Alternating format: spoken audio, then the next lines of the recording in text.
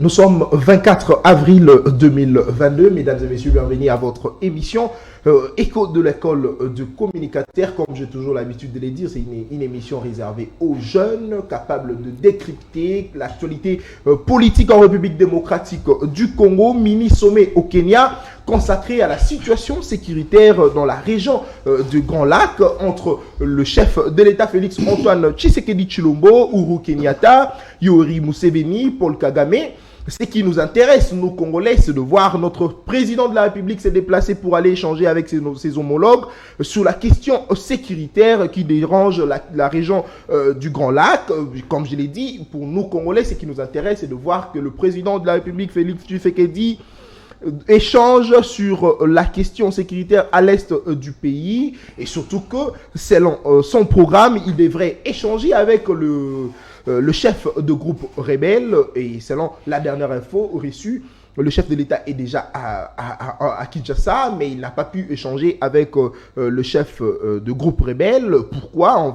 On se pose des questions de savoir sur aussi l'opportunité de cet échange, si réellement cet échange avait eu lieu, c'était quoi son opportunité et surtout que le chef de l'État avait signé un accord avec l'Ouganda, avec l'armée ougandaise bien sûr, qui sont en train de travailler ensemble pour mettre fin à la guerre à l'est de la République démocratique du Congo. On va essayer de réfléchir autour de cette table de CML13 Télévision, accord signé entre le Rwanda et le Royaume-Uni et le Rwanda pour que le Rwanda puisse accueillir les migrants venant du Royaume-Uni. On se pose la question, nous Congolais, si réellement le Rwanda a de l'espace pour accueillir ces migrants venant du Royaume-Uni, et la crainte est à ce niveau et au niveau où ces gens peuvent venir traverser en République démocratique du Congo, parce que vous savez déjà que la RDC n'a pas de très très bonnes relations avec le Rwanda. On craint que ces migrants puissent venir habiter dans notre pays et cela va encore créer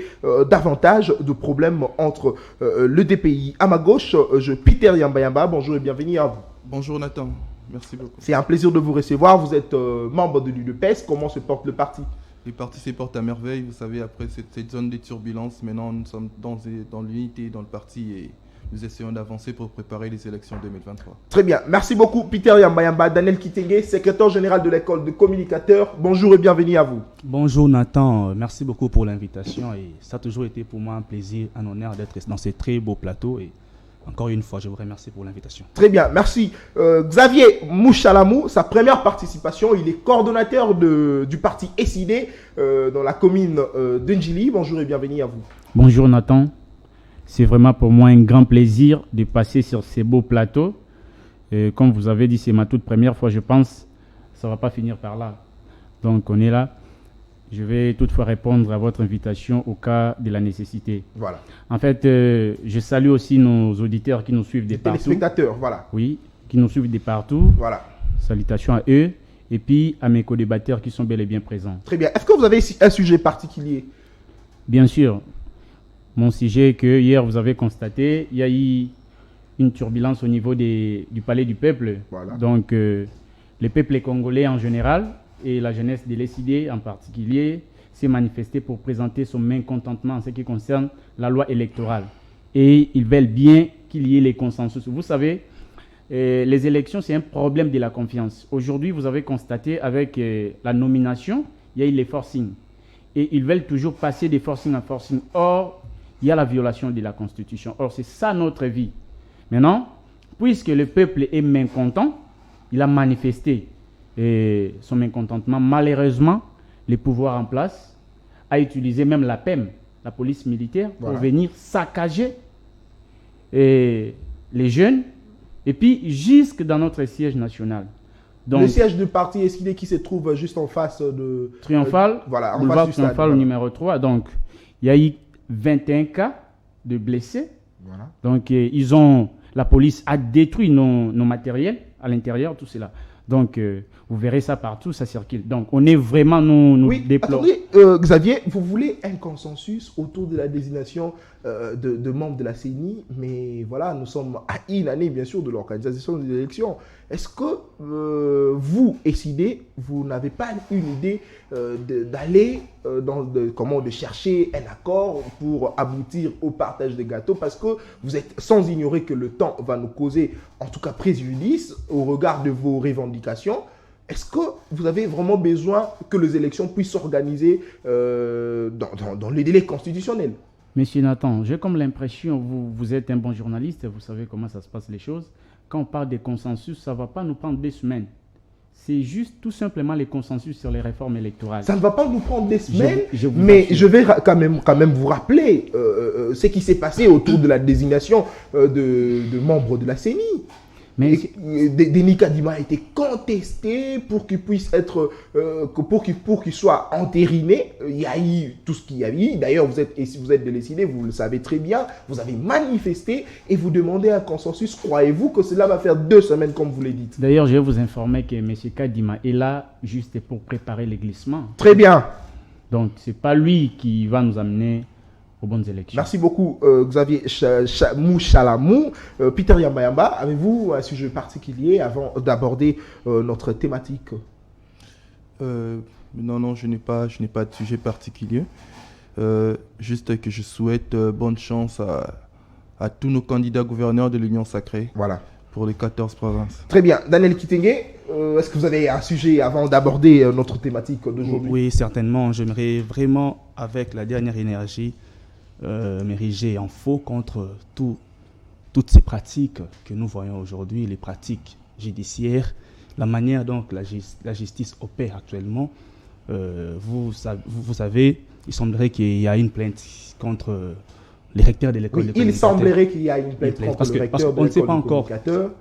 On écoute, parce Voilà. qu'on n'a pas encore vu une convocation venir pour confirmer la plainte. Ce qui confirme la plainte, c'est la convocation qu'on adresse à la personne concernée. Et cette manière d'opérer, d'envoyer des gens non identifiés, encercler les bâtiments de ces maîtres de télévision, d'encercler son lieu de travail pour l'arrêter, comme je ne sais pas quoi, ça déshonore la justice congolaise. On ne peut pas admettre qu'on puisse comprendre dans un état des droits, dans un pays qu'on dit pays des droits, qu'on puisse recourir à ces pratiques-là. C'est irresponsable, c'est un monsieur où sa fuite n'est pas à craindre. On peut carrément la viser par une convocation. Il va se présenter. Merci Ce beaucoup. n'est pas de cette manière-là. Merci beaucoup, Daniel Kitenge. Et surtout on n'arrête pas quelqu'un dans son bureau de travail. On n'arrête pas. Voilà pourquoi, même dans la convocation, on ne met pas l'adresse du bureau, on met l'adresse de la maison de la personne. Voilà. Sa domicile. Et non son bureau de travail. Donc nous sommes contre cette pratique-là et le Code des communicateurs est là et disposé à répondre à ces genres de pratiques. L'école des communicateurs, en tout cas, dénonce la pratique de la justice, mais surtout, Daniel Kitenge, ce sont des comportements qu'on avait vus à l'époque de Joseph Kabila. Oui. Félix Tshisekedi est venu. Alors, lui d'ailleurs prône l'état de droit, la justice équitable. En tout cas, ce pratique, en tout cas, nous en avons marre. Et nous voulons que la justice, en tout cas, puisse faire réellement son travail. Oui. S'il faut arrêter une personne, tout doit d'abord commencer par une convocation et surtout que sa fuite n'est pas à craindre. Oui. Il est directeur général d'une grande entreprise de presse, il est recteur de l'école de communicateurs. En tout cas, si vous voulez vraiment l'arrêter, vous devez déjà les convoquer avant d'envoyer ces agents qui sont suspects et surtout que ces derniers temps, c'est difficile de passer d'ailleurs devant ces maîtresses télévision parce que ça fait peur que les agents encerclent le lieu de travail. En tout cas, ce n'est pas honorable, ce n'est pas vraiment très bien. Merci beaucoup. Vous avez la parole, Daniel Kitenge. Mini-sommet consacré justement à la situation sécuritaire. Félix Tshisekedi devrait se rencontrer avec le chef de groupe rebelle qui opère à l'est de la République démocratique du Congo. Est-ce que c'était quoi d'ailleurs l'opportunité de pouvoir se rencontrer avec eux, bien que cela n'a pas eu lieu? Nathan, par rapport à ces mini-sommets, comme tous les sommets d'ailleurs, il y en a eu beaucoup dans ce pays, il y a eu des accords, il y a eu des négociations, ça n'a jamais abouti à quelque chose. La guerre à l'Est continue toujours. Il y a eu combien d'accords au niveau continental, au niveau national, au Grand Lac, où on n'a jamais observé les résultats palpables, où on a vécu la fin effective de la guerre. Ça n'a jamais eu lieu. Nous apprenons que le sommet a décidé que Félix Tshisekedi puisse négocier avec les groupes armés. Mais le Félix Tshisekedi est arrivé dans ces sommets comme un monsieur qui est venu se soumettre à toutes les exigences des pays qui sont limitrophes, se soumettre aux demandes, se soumettre à la volonté de ces pays-là. Parce que ce n'est pas la volonté de Félix Tshisekedi de dialoguer avec les rebelles, mais c'est la volonté de ces pères qui l'ont décidé. Et Félix étant un président faible, il s'est soumis. Et quelle est l'opportunité de ces dialogues-là? D'autant plus que nous savons que Félix Tshisekedi avait bombé la poitrine, bombé la torse, nous dire qu'il y a l'état de siège va finir, ces problèmes-là de guerre à l'Est. Jusqu'à preuve du contraire. Et surtout qu'il avait promis de se sentir réellement président de la République le jour qu'il y aura la paix à l'Est. Voilà. Et nous sommes déjà à 3 ans de son mandat. Il y a toujours, la guerre continue toujours. Donc Félix Tshisekedi nous démontre clairement que l'état de siège a échoué. Et voilà pourquoi on veut essayer autre chose. Qu'il ait le courage de le dire publiquement que j'ai essayé quelque chose qui a échoué. Parce que l'état de siège, à quoi ça sert l'état de siège? Si on veut dialoguer avec les rebelles, dialoguer, qui dit dialogue, c'est traiter avec quelqu'un, c'est échanger avec quelqu'un pour aboutir à un accord. On va aboutir à quel accord? On va se soumettre aux exigences de ces groupes. Parce que les groupes armés vont aussi imposer leurs exigences, leurs désirs. Certains, selon les indirections, nous savons que certains ont demandé à ce que les rebelles puissent entrer dans l'armée effective avec leur grade au sein de la rébellion. Mais moi, je vous l'ai dit, vous êtes journaliste et veuillez mener vos investigations. Ce sont les exigences de certains groupes armés. Donc l'État, pour convaincre ces gens-là, l'État serait obligé de se soumettre, de répondre à leurs désirata pour que ces gens-là décident enfin d'arrêter d'opérer.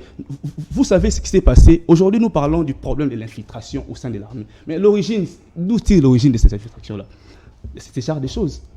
Il y a des rebelles qui sont aujourd'hui des colonels, des majors dans l'armée congolaise, juste parce qu'ils ont fait la rébellion, après revendication, et l'État s'est plié, l'État les a accordé des postes qu'ils ont mérités. Merci beaucoup, Daniel. Il est en train de nous amener dans un bateau où il ne sait même pas comment ça va accoster. Donc lui-même, il ne maîtrise même pas ce qui est en train de se faire parce qu'il a été imposé par ses pairs à emboîter ces pas-là. Voilà pourquoi Kagame, qui est l'auteur principal de ces rébellions-là, l'auteur, c'est lui qui tire les ficelles. Il ne s'est même pas présenté. Il ne s'est même pas présenté au sommet. Merci beaucoup, Daniel Kitenge. Je sens, en tout cas, cette petite colère, je pourrais le dire ainsi. Alors, Xavier Mouchalamou, vous décidez, comment avez-vous trouvé cette opportunité pour le président Félix Tshisekedi de pouvoir échanger avec ce groupe rebelle, bien que cela n'a pas eu lieu selon les informations, et surtout que Martin Fayulu avait crié, Martin Fayulu a dit que voilà, le président Félix Tshisekedi a Teki Mboka. Comme vous le dites toujours comme d'habitude, mais vous êtes sans ignorer que Félix Tshisekedi c'est un diplomate. Il aime tout gérer dans la paix, il aime tout gérer dans la diplomatie. Est-ce que cela est mauvais de pouvoir aborder cette question de manière diplomatique pour trouver une solution pour les habitants de l'Est de la République démocratique du Congo? Merci beaucoup, M. Nathan. C'est vraiment un sujet très pertinent. Vous savez, on dit toujours la personne a peur de la guerre lorsqu'il est faible. Donc vous voyez. Maintenant, les problèmes, c'est quoi? Les problèmes, ils reviennent ici. D'ailleurs, ils ont commencé avec l'état de siège. Lorsque le président élu Martin Fayulu a décrié sur l'état de siège et on fait l'apologie pour dire non, ici c'est la solution. Et malheureusement, ça n'a pas abouti, il n'y a pas eu de matériel adéquat. Et aujourd'hui, comme a dit, je vais rejoindre l'opinion de mon ami Daniel Kitenge, qui dit pourquoi on doit seulement imposer à la RDC pendant que nous savons, il y a les Rwandais, dont là on connaît FDLR, et puis il y a l'Ouganda, il y a des ADF, et ils veulent seulement imposer au Congo, pendant que chez eux, ils ne veulent rien faire. Et vous savez, même les groupes armés là, ils sont des Rwandais, des Ougandais, tout cela, mais ils commettent des bavures seulement au sol congolais. Vous voyez maintenant. Et moi, je vous assure que les problèmes des Congo, c'est l'incompétence de M. Félix Tshisekedi. Il négocie. Or, je pense que vous êtes un bon journaliste, vous savez, une fois, les premiers ministres honoraires avaient dit il faut demander la guerre avec les pays. Oui, il faut demander la guerre. Qu'est-ce que lui avait fait? Parce que la guerre ne date pas d'aujourd'hui, la guerre date de longtemps. Qu'est-ce que lui avait fait pour mettre fin à la guerre de l'Est? Mais monsieur, vous savez, je ne vais pas trop marteler sur ça parce que moi je suis décidé. Voilà. Mais sauf que j'ai juste véhiculé le Et message. surtout que vous êtes tous de la Mouka. Bien sûr, mais ici je parle en ma qualité de coordonnateur. Très bien. Vous savez, on ne peut pas éradiquer un problème dès lors qu'on connaît donc les gens qui sont à la hauteur, soit les auteurs du problème. Voilà. Par là, je vais dire quoi? Vous savez, nous savons tous les problèmes de l'insécurité du Congo, c'est l'Ouganda et les Rwanda. Aujourd'hui, M. Tshisekedi devait se confier de ces pays-là. Qu'est-ce que vous attendez? Il ne faut rien s'attendre de M. Tshisekedi. Et il va partir comme ça jusqu'en 2023. Il va nous laisser ça comme ça. Nous, lorsqu'on sera là, vous avez lu les programmes. Mais Xavier, aujourd'hui, l'état de siège est en train d'ailleurs de donner de fruits. Vous avez vu que depuis que l'état de siège a été instauré, nous suivons tous les réalisations de l'armée de la République démocratique du Congo, surtout qui travaillent en complicité avec les UPDF de l'Ouganda. Vous avez d'ailleurs récemment vu comment est-ce que l'armée congolaise avait arrêté 2 militaires rwandais. Est-ce que l'état de siège n'est pas pour vous une solution pour mettre fin à la guerre de l'Est? Mais est-ce que vous avez déjà fait le bilan des morts depuis qu'on a instauré l'état de siège? J'ai comme l'impression, quand vous parlez, il faut faire le bilan. Il y a eu combien de morts? L'honorable Jean-Baptiste Kassekwa nous a dit, il y a eu combien de morts? Et au jour le jour, il y a des morts. Messieurs, moi je vous dis, M. Tshisekedi va passer. Il va laisser les problèmes et les pouvoirs. Vous savez, lorsque vous n'avez pas la souveraineté, donc vous avez un pouvoir illégitime, il ne va rien apporter. Les débits étaient mal. Vous voyez, donc les débits ont déjà été mal, il va être imposé par, comme a dit Daniel, ce ne sont pas, donc ce sont les Burundais et puis les Rwandais qui imposent, ces pères qui imposent ce que vous voyez là, ce que vous appelez là, mais selon les informations, Fayulu serait trop plaintif, il se plaint à tout moment, que Félix Tshisekedi ne fait rien, mais nous voyons tous comment Félix Tshisekedi se bat pour que la guerre revienne à l'est du pays. Il est tantôt ailleurs pour trouver des négociations, il a instauré l'état de siège. En tout cas, ce sont des efforts que Félix Tshisekedi est en train de mener. Vous d'ailleurs, à sa place, qu'allez-vous faire à la place de Félix Tshisekedi? Mais M. Félix Tshisekedi n'a rien fourni des efforts. Moi, je vous dis, il ne faut pas dire que le président est plaintif. Mais sauf que ce que je vais vous dire, il regrette la manière dont le pays est géré. Vous voyez, il y a la malgouvernance. Aujourd'hui, ce sont des vies de nos frères. Ce sont des vies de nos frères. Aujourd'hui, si vous partez, il y a combien des orphelins jusque-là? Combien des orphelins? Combien des enfants abandonnés? Vous voyez, ce qui fait mal est que quand vous voyez, nous ici à Kinshasa, on est ici à Kinshasa et on mange, on boit, tout cela. Mais là-bas, il n'y a que de pleurs. C'est ça son souci.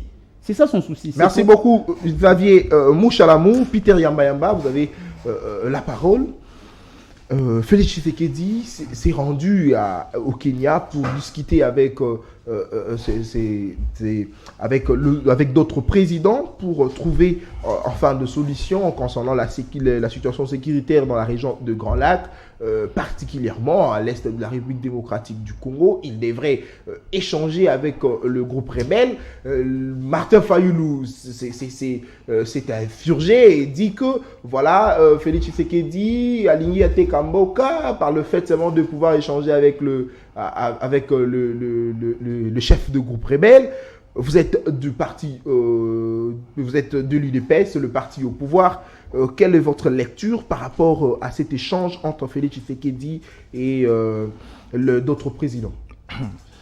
Cher Nathan, vous savez, cette question de la guerre à l'Est, qu'on l'aborde avec beaucoup d'émotions toxiques et de mépris, j'allais dire du fanatisme, voilà. C'est pas plaisant. Très bien. C'est vraiment pas plaisant. Pourquoi je dis cela? Parce que la guerre à l'Est, c'est un problème complexe. Un problème complexe, on ne donne pas de solution simple. Ouais. Il faut savoir que la guerre à l'Est, ce n'est pas juste des Rwandais ou des Ougandais qui sont en train de tirer le ficelle. Il y a tant de multinationales derrière cette guerre à l'Est. Et le président de la République a fait 3 axes dans cette guerre, a fait 3 axes pour combattre dans cette guerre. Il y a l'axe diplomatique, il y a l'axe politique et il y a l'axe militaire. Et le président de la République, ce qu'il faut savoir, et c'est qu'il faut savoir que nos amis en face ne savent peut-être pas, et que l'état des sièges est en train de fourrer son bas. Parce que, pourquoi je dis ça? Parce que ce sont des rebelles qui ont demandé au président de la République qu'il y ait dialogue. Et ça n'a pas commencé aujourd'hui. Ça n'a pas commencé aujourd'hui. Depuis qu'on est en train de leur coincer de l'autre côté, à l'est du pays, ils ont eu à demander au chef de l'État qu'on parte négocier, qu'il y ait des négociations. C'est vrai, dans les temps passés, il y a eu plusieurs négociations, plusieurs accords qui ont été signés avec les kabylistes. Avec le pouvoir qui vient de s'écouler dans les années passées. Ils ont eu à négocier, mais il y avait un autre problème. Le problème qui se posait était que les Congolais même qui signaient cet accord-là étaient derrière cette guerre-là. Différemment avec le chef de l'État, Félix Tshisekedi, avec une volonté manifeste qui a envie sincèrement de finir avec cette guerre qui est de l'autre côté à l'Est. J'ai entendu nos amis ici dire que le chef de l'État, c'est un président faible, que le chef de l'État, et si la guerre c'est qu'elle est là-bas, c'est à cause de l'incompétence du chef de l'État. Le problème avec l'opposition d'aujourd'hui, ils sont toujours dans des débats des bas étages, dans des coups de gueule mégaphoniques, des déclarations incantatoires, des balivernes, j'allais dire. L'opposition, quand nous suivons des débats, que ce soit dans l'opposition en France, même pour ne pas aller loin, même au Sénégal ici, voilà. Même au Sénégal, au Ghana, quand vous sentez un opposant en train de parler, il donne des pistes de solutions, il donne des solutions alternatives. Quand ça ne marche pas, nous proposons ceci. Le président de la République a mis l'état des sièges. L'état des sièges est en train de battre.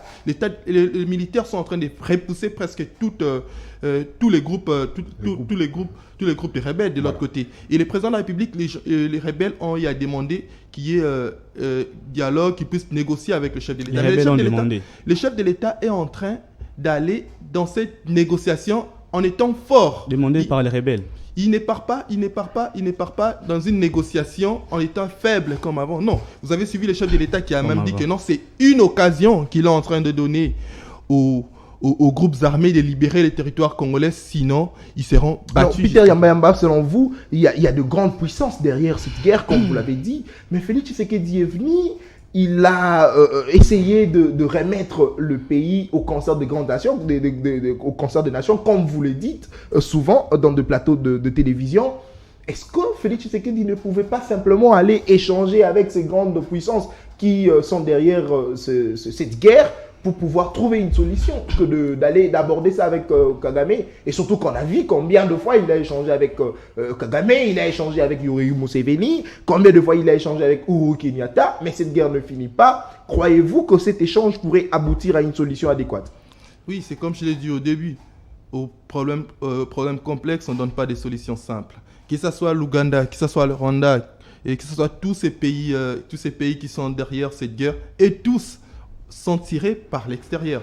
Oui, ils sont tirés par l'extérieur. Pourquoi est-ce que Félix Tshisekedi ne pouvait pas simplement aller à l'extérieur, échanger avec eux, poser la question de savoir qu'est-ce que vous voulez, comme ça qu'on puisse traiter entre nous, que de passer par Paul Kagame?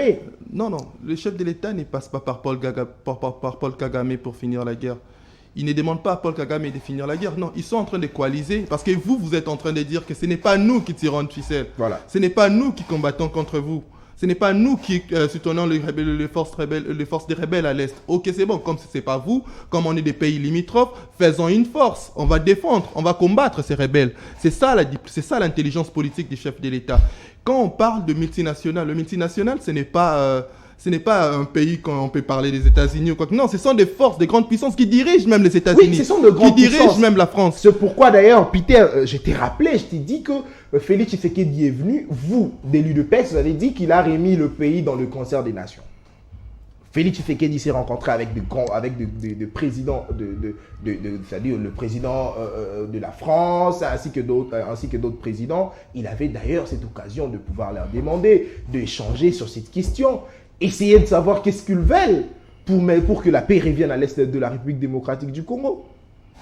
Oui, il a eu à échanger avec eux. C'est ce que j'étais en train de vous expliquer. Voilà. Que les multinationales, c'est pas dans un endroit où on peut aller là-bas et puis on commence à dire que non, c'est eux qui sont en train de tirer des ficelles. Il y a beaucoup de groupes multinationaux qui sont en train de tirer des ficelles parce que, vous savez, aujourd'hui, nous avons de minerais de prédilection de lendemain. Voilà. Et tous ces gens-là veulent venir à l'Est pour essayer de nous soutirer cela. Mais de manière normale, ils auront peu par rapport au commerce qu'ils sont en train de faire. C'est pour ça qu'ils préfèrent tirer des ficelles derrière cette guerre-là. Et les chefs de l'État, c'est pour ça qu'avec sa diplomatie, avec sa manière, son système politique, il les appelle à venir travailler. Venez, vous allez commencer à tirer des minéraux ici, mais vous allez créer des usines. Au moins, il y aura une plus-value, une valeur ajoutée. vous allez commencer à le transformer ici, vous allez mettre une chaîne de valeur ajoutée et nous aurons de l'emploi. C'est ça que le chef de l'État est en train de leur proposer. Parce qu'il sait qu'à l'heure actuelle, vous savez, avec la Russie, l'OTAN a eu à massacrer la Russie pendant longtemps parce qu'il prenait tous ses alliés et tout consort. La Russie, qu'est-ce qu'il faisait? Il cherchait à devenir fort armément. Et quand il est devenu fort, il peut maintenant négocier avec eux de manière à égal à égal. Nous sommes faibles, on doit le reconnaître. Nous sommes faibles parce que les dirigeants qui ont été avant nous ont fait de cette nation une nation faible. Et c'est que le chef de l'État ne peut pas aller en guerre avec toutes ces nations parce que on voit bien l'Ouganda, on voit le Rwanda, mais il y a des grandes puissances qui sont derrière. Et qu'est-ce qu'on doit faire? On doit aller dans une diplomatie. On doit négocier avec eux. Qu'est-ce que vous voulez? Nous, on fait cela. Vous gagnez, on gagne aussi. Mais au moins, arrêtez avec la guerre. Mais quand j'entends le président Martin Fayulu, quelqu'un que je sais que c'est un combattant, vous savez, le Congo, l'intérêt suprême de nous tous, c'est le Congo. Nous tous, nous sommes Congolais. On doit quand même essayer de voir la peine que les autres sont en train de souffrir à l'Est. Et non, parce qu'on n'est pas là, qu'on doit commencer à diaboliser tout. Le président Martin Fayulu, là où il sait que le président de la République est dans une bonne dynamique de pouvoir éradiquer cette guerre. Et la guerre ne sera pas finie que par les armes. La diplomatie fait partie aussi de la guerre. Merci beaucoup. La diplomatie pourrait cette fois-là intervenir pour que la paix revienne à l'est de la République démocratique du Congo. Daniel Kitenge, Félix n'est pas un tyran, Félix n'est pas un guerrier, Félix c'est quelqu'un qui aime la paix, Félix c'est un diplomate et voilà pourquoi il aborde ces questions de manière diplomatique pour trouver des solutions. Est-ce que vous pensez que cette manière pour Félix d'aborder ces questions pourrait donner des résultats adéquats pour que la guerre, la paix revienne à l'est du pays? Nathan Kianza, j'ai dit tout de suite qu'il n'y aura rien comme résultat, un bon résultat venant de ces accords-là, venant de ces dialogues-là. Pourquoi est-ce que vous êtes pessimiste? Non, je ne suis pas pessimiste, mais je suis réaliste. Voilà. Nous voyons comment les choses évoluent. Mon ami a parlé des 3 actes du chef de l'État, l'acte diplomatique, politique et militaire. Est-ce qu'il peut nous dire c'est quoi la politique exactement de Félix Tshisekedi, la politique diplomatique de Félix Tshisekedi face à la question de guerre de l'Est? Parce que dans les concerts d'État, c'est les rapports de force. Voilà. On ne va pas négocier avec quelqu'un qui sait ouvertement montrer un ennemi contre toi. On ne peut pas négocier. Vous savez que même ces ministres sommet de Nairobi, on parle, même pour le groupe 1-23, on parle d'une affaire congolo-congolais. On nie même l'implication du Rwanda dans cette affaire-là. Pourtant, l'armée congolaise a arrêté des militaires rwandais. Mais dans un sommet où on nie même cette affiliation-là, on dit que l'affaire 1-23, c'est une affaire congolo-congolais. C'est entre les Congolais. C'est comme si l'M23 n'avait pas de tirage de ficelle. L'M23 n'était pas comment je peux donner de force par l'extérieur. Mon ami parle des puissances occidentales, des multinationaux. Mais dans un sommet où on parle essentiellement des groupes armés internes, où le président doit négocier avec les groupes armés nationaux pour leur donner de quoi ou leur offrir ce que les groupes armés demandent pour cesser la guerre. Est-ce que cela vraiment peut finir la guerre? Parce que ce sont des groupes nationaux. On ne fait même pas allusion au tirage des ficelles. On ne fait même pas allusion aux gens qui sont là pour envenimer la situation, qui profitent de ces guerres-là. Et on veut rabaisser l'affaire, on peut les réduire à un combat qui est juste basé sur les groupes nationaux où le président doit rencontrer les gens qui opèrent. Alors, Daniel Kitenge, ça ne promet rien. Kagame s'est absenté. Oui. Est-ce que Kagame déjà lui-même se sent culpabilisé? Est-ce que son absence, c'est un aveu d'échec déjà? Non, ça démontre clairement que Kagame ne peut pas être dans un endroit où on traite les questions, où il est l'auteur. Kagame est derrière la guerre de l'Est. Il est derrière la guerre de l'Est. Kagame est le frère de Félix Tshisekedi. C'est ça. Félix Tshisekedi, s'il était un président fort, il devait avoir le courage de dire à Kagame, tu dois arrêter avec ta comédie. Parce que Kagame l'a dit publiquement, il a dit à plusieurs reprises publiquement que son armée n'a jamais était derrière ce qui se passe à l'Est. Son armée n'a jamais été à l'Est, mais le FARDC ont arrêté deux militaires rwandais avec de précision, justement de leur bataillon. Je ne sais pas comment dans ces domaines militaires ça s'est dit, mais avec de précision de leur bataillon se trouvant à l'Est, au Rwanda. Et ce qui est plus grave, Daniel Kitenge, c'est de constater que Vincent Karega, ambassadeur rwandais, accrédité en RDC, a tout nié. Il était d'ailleurs invité par le ministre des Affaires étrangères. Nous ne savons pas la suite, c'est quoi? Nathan, si ce mini-sommet était sérieux, on allait aborder les vrais problèmes. C'est-à-dire quoi? On est des chefs de l'État. Regardons-nous dans les yeux comme ça. Voilà.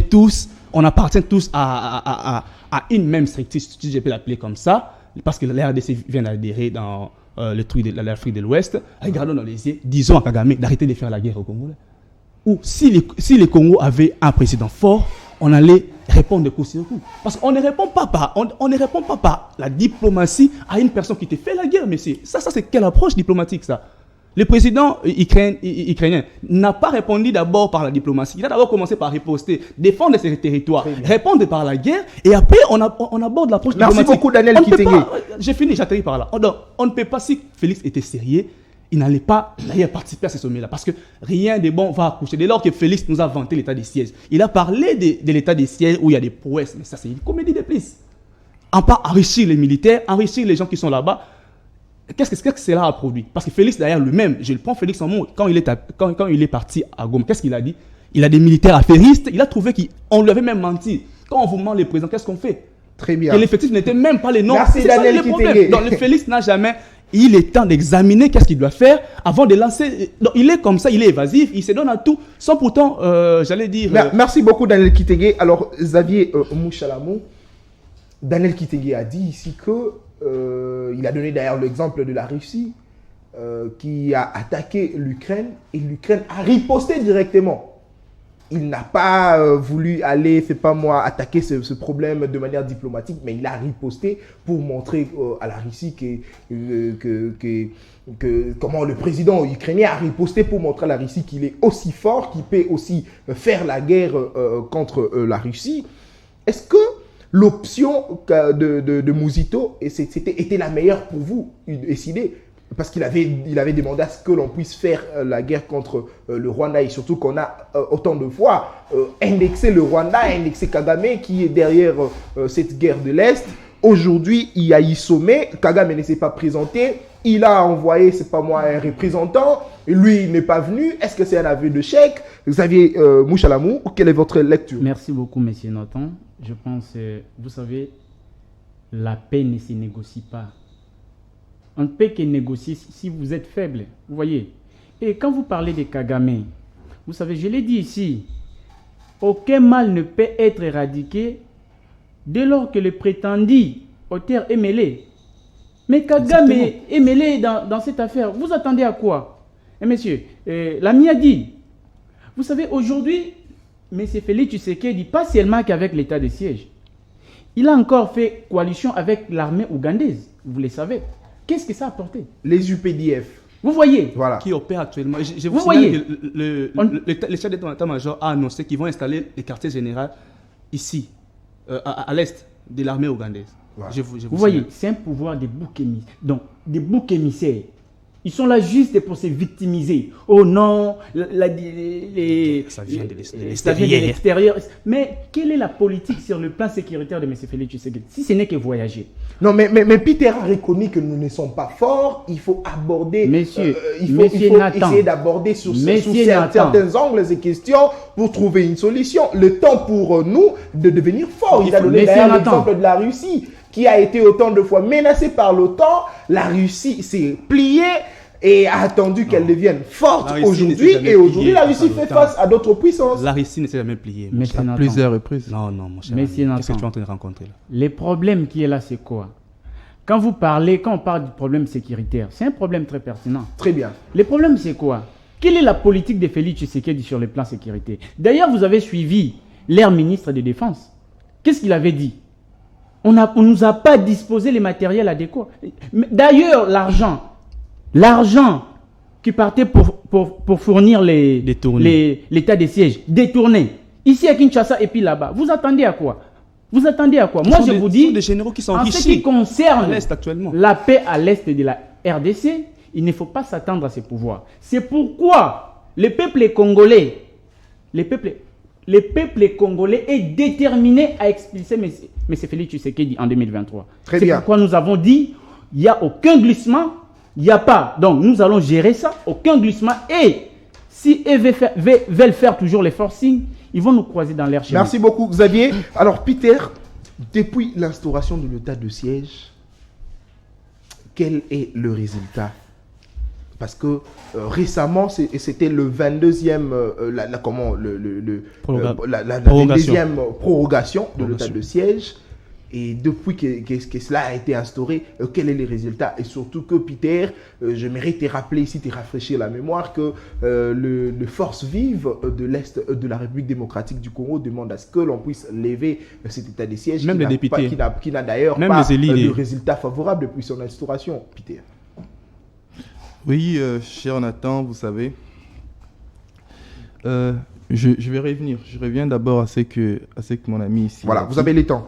À ce que mon ami ici a dit. Il nous a parlé que leur Premier ministre honoraire, Adolphe Muzito, a demandé à ce que nous puissions faire la guerre contre le Rwanda. Mais son ami, qui est à ses côtés aussi, a dit que le Rwanda n'a jamais accepté qu'il faisait la guerre. On est co-débatteur dans ces plateaux, mon cher ami. Il n'y a pas un club d'amis dans ces plateaux. Je vous rappelle. Non, soyez les gars, Daniel. Juste, hein. Vous êtes amis. Vous êtes amis. C'est pas il n'y a pas un club d'amis dans ces plateaux. Il n'a jamais... il a dit dans ces plateaux que le Rwanda n'a jamais accepté qu'il faisait la guerre aux Congolais.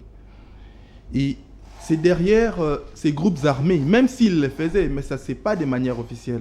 C'est derrière les groupes armés que les Rwandais peut être en train de tirer le ficelle derrière cela.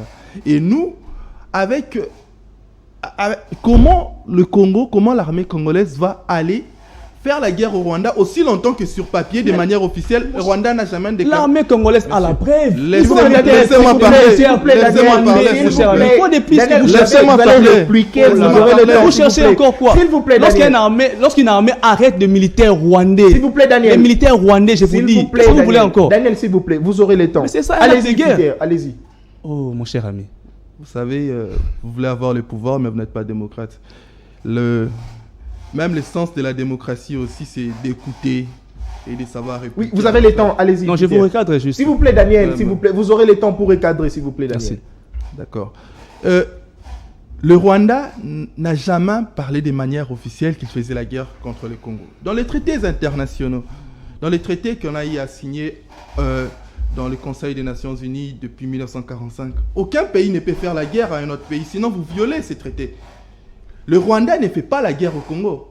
Le Rwanda, si peut-être, entre guillemets, se cache derrière les groupes rebelles. Et ce sont les groupes rebelles qui font la guerre au Congo. Et nous, l'armée congolaise ne peut pas aller faire la guerre au Rwanda. Peter, laissez-moi vous rafraîchir la mémoire. Lorsque vous étiez à l'opposition, c'est ce que vous disiez d'ailleurs.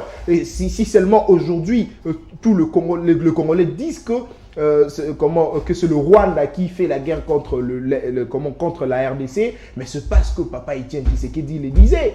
Et voilà pourquoi nous tous nous avions copié, nous avions dit voilà, non, oui. c'est le Rwanda qui fait la guerre contre la RDC. Mais lorsque vous êtes aujourd'hui au pouvoir, vous niez, vous dites que ce n'est pas le Rwanda qui fait la guerre contre la RDC. Cher Nathan, il ne faut pas dire ce que je n'ai pas dit. Je n'ai pas nié que le Rwanda faisait la guerre au Congo. Restons dans les textes. Voilà. Restons dans la logique. Voilà. J'ai dit ceci. Dans les textes, dans les traités internationaux, aucun pays ne peut aller faire la guerre à un autre pays. Là, le Rwanda se cache derrière des groupes armés rebelles. Très bien. Et nous, ce que nous devons faire, c'est de combattre ces groupes armés rebelles. C'est pour ça que le chef de l'État a dit, ok, comme vous êtes en train de nier que vous ne faites pas la guerre aux Congolais, c'est bon, unissons nos forces. Comme ça, on va combattre ces groupes armés. Parce qu'à chaque fois qu'on les combat, ils fuient dans votre territoire. Comme on va combattre ensemble, ça veut dire que quand ils fuiront dans votre territoire, vous allez les remettre dans notre territoire. On va éradiquer cette guerre à l'Est. C'est ça la politique militaire, le système politique que le chef de l'État a mis en place pour essayer d'éradiquer cette guerre. Très bien. C'est dans ce sens-là.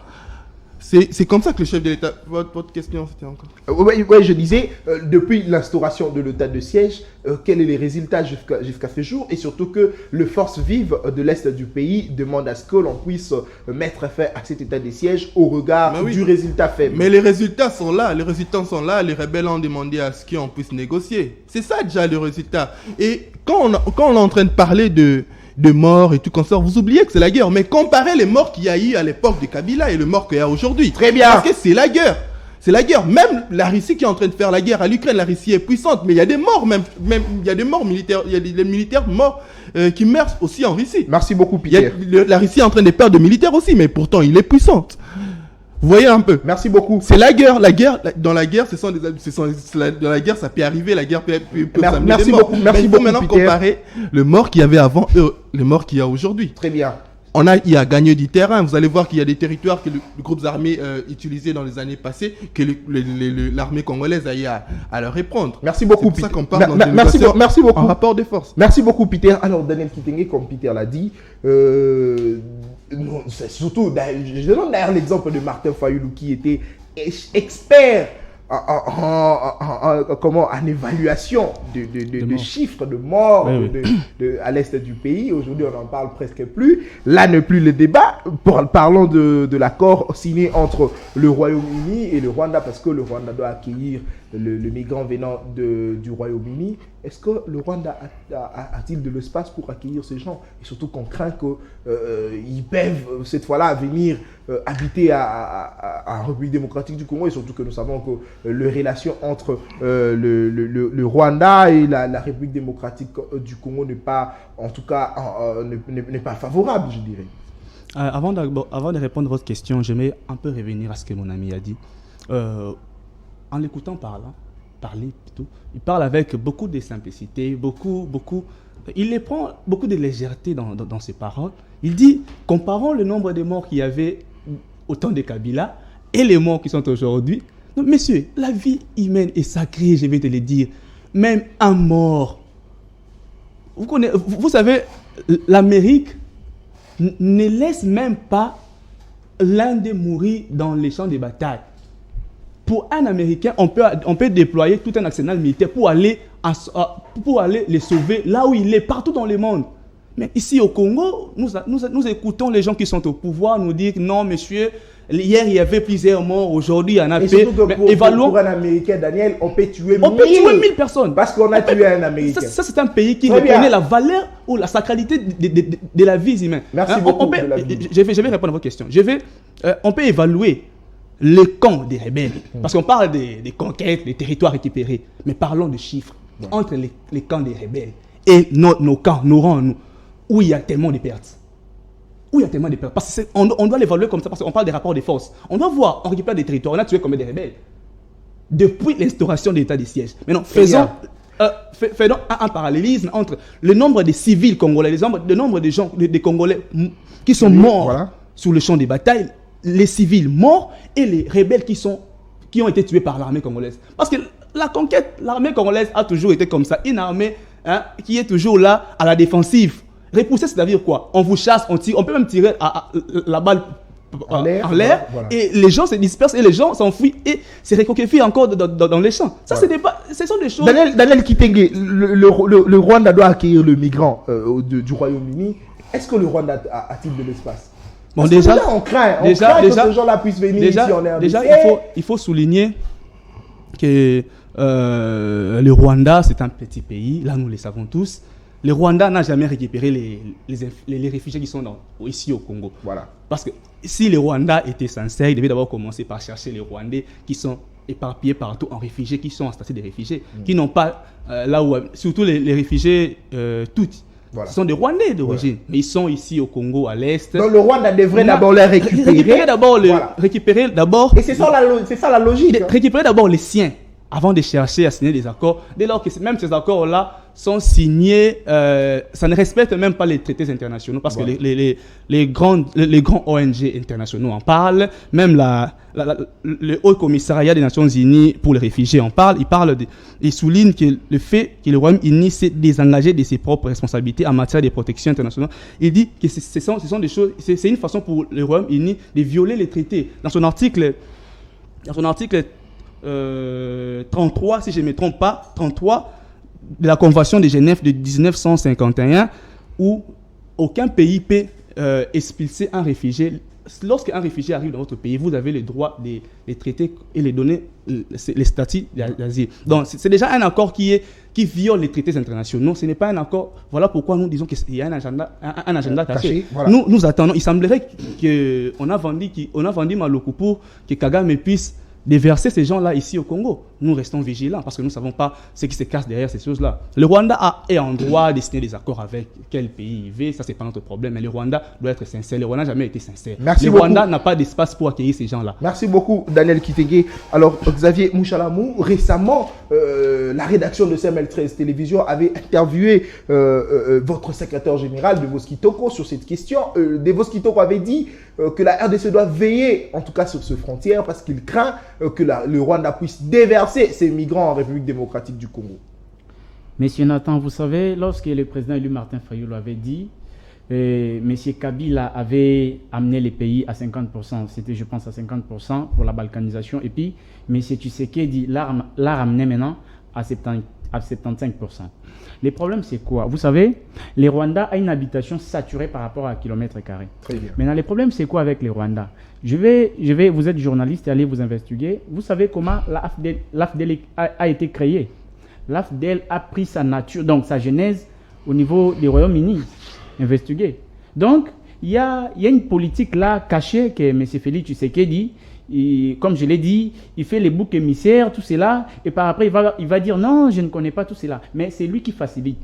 Donc, les Rwandais, Royaume-Uni, et puis M. Félix Tshisekedi connaît ça. Donc, sans oublier que la politique de M. Félix Tshisekedi, c'est de donner, de céder. Vous voyez, aujourd'hui, les Rwandais, vous allez dire, il va accepter et de recevoir les réfugiés de par-ci, par-là. Les Rwandais, d'ailleurs, ils réclament toujours les sols congolais. Ils vont les placer où? Comme a dit notre ami à Maloko ici, il y a des légendes, on ne sait pas encore. Mais oui, c'est à vérifier. On parle que... On a vendu des terres pour le Rwanda. Il semblerait qu'on a vendu des terres au Rwanda. Mais c'est à vérifier. Mais vous savez que l'information a toujours commencé par... L'information des rumeurs. Par des rumeurs. Par des rumeurs. Donc, pour dire que... À 100% des rumeurs ici au Congo, 90% ont été vraies. Donc, pour dire que les problèmes de l'accord entre Royaume-Uni et les Rwandais, M. Félix Tshisekedi, c'est quelque chose. Donc, c'est quelque chose. Et nous, je demande au peuple d'être aux aguets, parce que nous sommes au moment où les affairistes, donc les opportunistes, sont venus juste pour céder et puis se faire un nom et faire souffrir la population. Vous avez une dernière question en rapport d'ailleurs avec la guerre à l'Est. Fayulu qui nous avait qui était dans des spectacles de compter le nombre de morts. S'il y a autant de morts, vous voyez Fayulu tweet, il dit que voilà, aujourd'hui dans la nuit de ce jour, voilà, il y a eu autant de morts, mais aujourd'hui Fayulu ne compte plus les morts. Il ne le fait pas par plaisir. Nous avons un député national. Oui, je sais qu'il ne le fait pas. S'il vous plaît, on doit être d'accord. Je sais qu'il ne le fait pas par plaisir.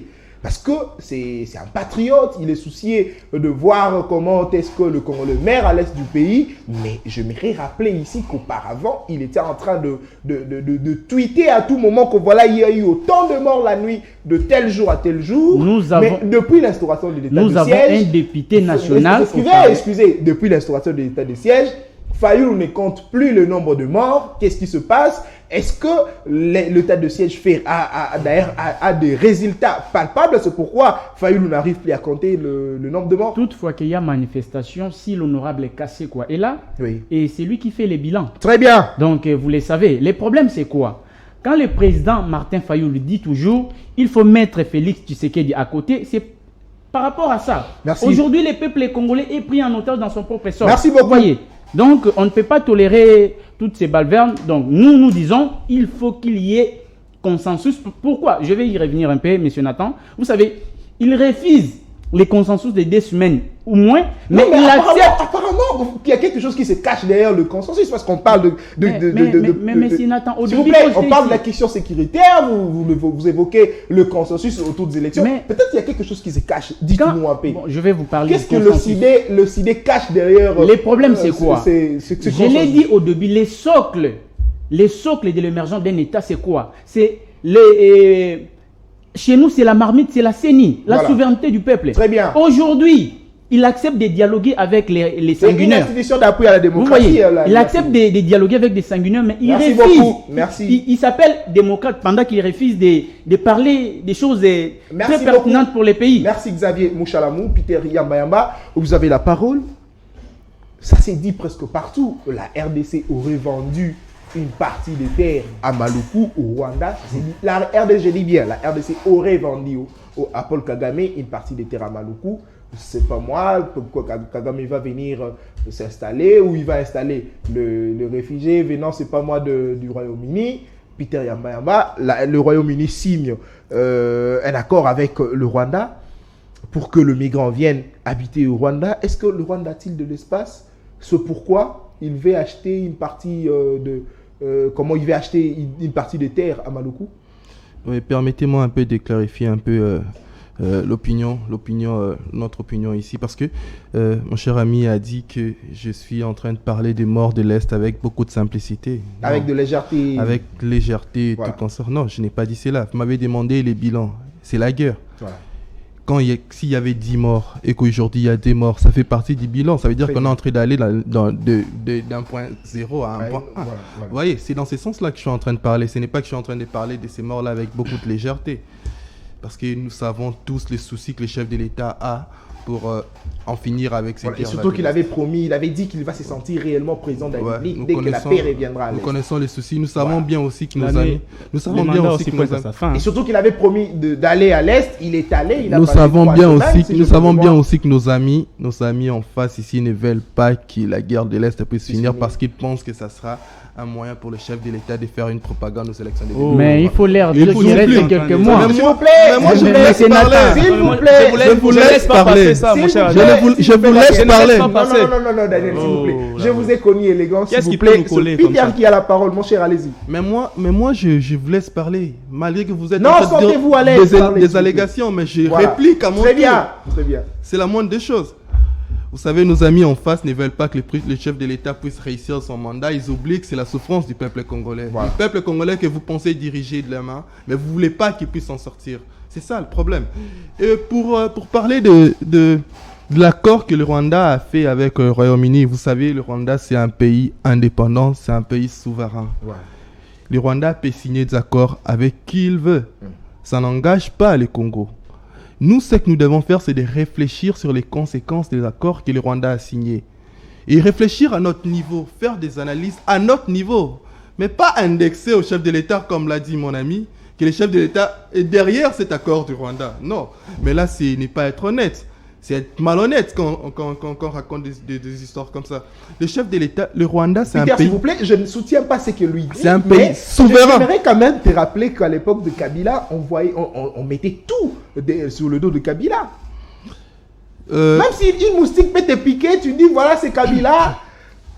Mais nous, différemment à l'opposition que je suis en train de voir avec les CID et les autres, parce qu'ils sont dans la même marmite avec les gens du PPRD. Non, monsieur, moi je ne suis pas dans l'opposition. S'il vous plaît. Je suis dans la résistance. Je ne m'identifie pas dans les CID. Bref, vous êtes dans l'opposition. Pas dans les CID. S'il vous plaît, nous sommes arrivés à la fin. Que ce soit les CID, PPRD avec les mots Vassakani et les Fayou, ils sont tous dans une même marmite. Non, monsieur, il ne faut pas. S'il vous plaît, non. Monsieur Nathan, il ne faut pas mêler le président élu avec... Non, mais vous savez, au début, ils étaient ensemble, non? Ce sont vos alliés de l'opposition. Au début, ils étaient ensemble. Non, écoutez. Ils étaient ensemble écoutez-moi. C'est par là qu'ils ont eu les pouvoirs. Nous, on n'était pas là. Nous avons été contraints par la constitution de coaliser avec ceux du FCC.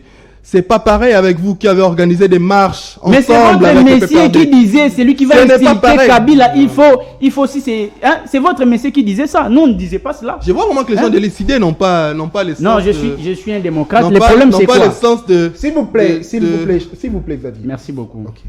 Quand vous parlez, je m'étais, j'attends mon tour. Non, s'il vous plaît, allez-y. Nous sommes à la fin, s'il vous plaît. Oui, c'est comme j'avais dit, le Rwanda est libre de signer les accords qu'il veut avec qui il veut, avec quel pays, avec le Royaume-Uni s'il veut le signer. Mais c'est à nous, le peuple congolais, c'est à nous, avec le gouvernement congolais, de voir quelles sont les conséquences derrière cet accord et mettre en place des mécanismes pour que cela n'affecte pas la République démocratique du Congo. Parce que le Rwanda, avec une superficie de 26 000 km² à l'instar du territoire de l'Omela, avec une population de 13 millions d'habitants, déjà, ils sont au-delà, si on doit faire le nombre d'habitants par kilomètre carré, ils sont déjà très au-delà. Donc, je pense que nous, avec le gouvernement congolais, ce que nous devons faire, c'est d'agir en conséquence. Mais on n'a pas à dire au Rwanda s'il doit signer les accords ou pas. Merci beaucoup, Peter.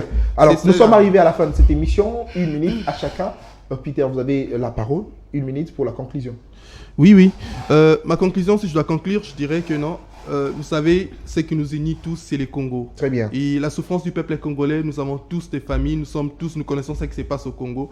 La réussite du chef de l'État, Félix Tshisekedi, aujourd'hui, c'est la réussite du peuple congolais. Très bien. Son échec, c'est l'échec du peuple congolais. Et quand vous voulez que le chef de l'État puisse échouer, que l'État des sièges à l'Est ne puisse pas avancer, que les rebelles continuent à tuer la population congolaise pour essayer de brandir ça lors des prochaines élections, vous oubliez que vous êtes en train de faire souffrir votre population aussi. Le chef de l'État a ses soucis de finir la guerre avec la guerre à l'Est. Et c'est pour ça qu'il s'est mis en œuvre.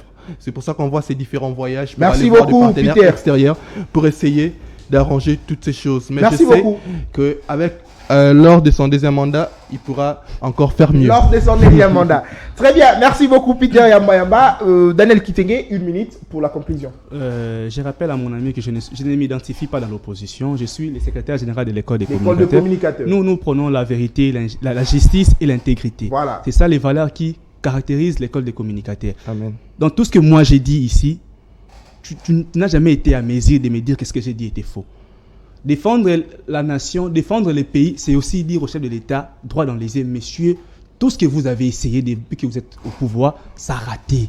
Vous avez mal identifié l'ennemi, vous avez mal ciblé les problèmes de la société et vous avez tapé à côté et que vous ne méritez pas un second mandat. Et je le dis en toute honnêteté, et je le dirai encore, si Etienne Tshisekedi père était vivant, il serait l'opposant de Félix Tshisekedi. Pourquoi? Tout ce qu'il a reproché aux uns et aux autres dans le passé, Félix Tshisekedi l'a fait. Kabila n'a pas appelé. Je conclue par là. Voilà. Kabila n'a pas appelé Kagame son frère. Kabila n'a pas dédouané Kagame, mais Félix l'a fait. Félix l'a fait. Kagame s'est moqué des morts congolais. Félix, à la télé, n'a pas pu répondre à Kagame ouvertement comme ça. Il a voulu utiliser les voies diplomatiques jusqu'à preuve du contraire. Concluez, il Daniel. pas les résultats de ces réponses-là. Donc, pour dire au peuple congolais, restez vigilants.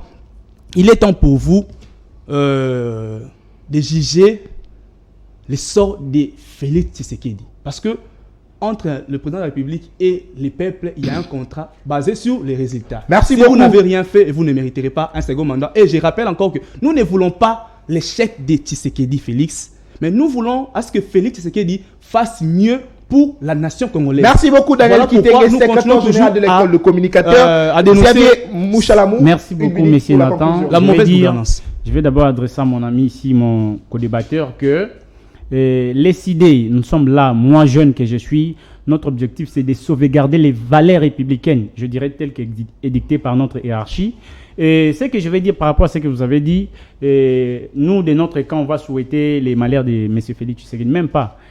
Vous savez, l'échec de M. Félix Tshisekedi, c'est son bilan.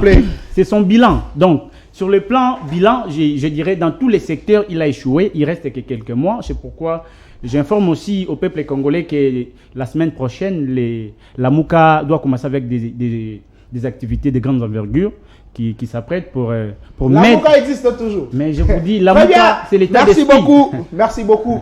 Merci Xavier Mouchalamou. Je rappelle que vous êtes coordonnateur de la jeunesse Esside Njili. Merci d'être venu sur ce plateau. C'est moi qui vous remercie. Merci beaucoup. Daniel Kitenge, secrétaire général de l'école de communicateurs. C'est moi qui vous remercie. Merci beaucoup. Peter Yamba, membre de l'UDPS. Vous n'avez pas encore de poste au sein de... Je suis communicateur de l'UDPS. L'UDPS, la jeunesse de l'UDPS ou l'UDPS en général? L'UDPS, tu sais que je suis communicateur. Très bien. Merci beaucoup. Alors, ça a été un plaisir pour moi de vous recevoir. Alors, madame, messieurs, vous avez senti comment ce jeune ont réfléchi pour la nation. Awa, toyaka kofinga mutute, toyaka kolobama be ya mutute, toyaka ko réfléchir pour l'intérêt ya mboka. Tolobeli makambo etali sécurité ya est ya mboka na biso au chef de l'état qui n'est kokutana na ba homologue na président pour discuter na makambo wana et puis tolobeli lisusu accord au Royaume-Uni a signé na Rwanda pour accueillir ba migrants. Botala ndenge bilenge ba réfléchir. Botala ndenge bilenge. Mais d'ailleurs, en venant d'ailleurs ici na moni kutu parti moko boye tala bilenge belé bazolanda na sima bazowelela ba polo kaka ndenge nazo ya bopo na émission. Bazo bunda awa na ça doit finir ces choses là. Bilenge bazo bunda parce que bazo kabola bango ba polo et puis oh na salati polo il faut pas payer c'est pas moi 1000 ou 2000 francs. Surtout na partir ba diriger fille la Kinshasa. Et ça na parti moko parti moko ils en face ya ba diriger Kinshasa bango wana na 10e rue en face kuna parti moko za wana mikolo zo sala plein. Mbongo eza fa na parti wana. Donc ba diriger Kinshasa. En tout cas besoin conscience. Ba mbongo azangi. Numéro na biso yango wana na ba écran. Boko mi na biso.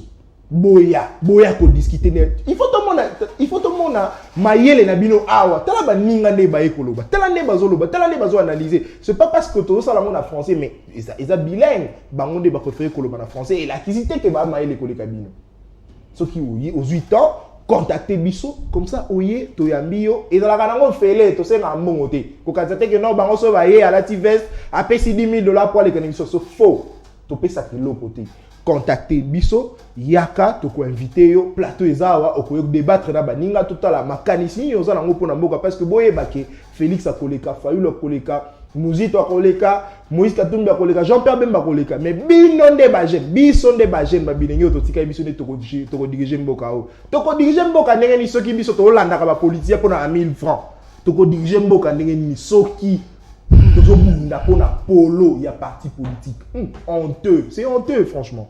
Et monsieur Sili, Tokutani Mbalasima. Au revoir.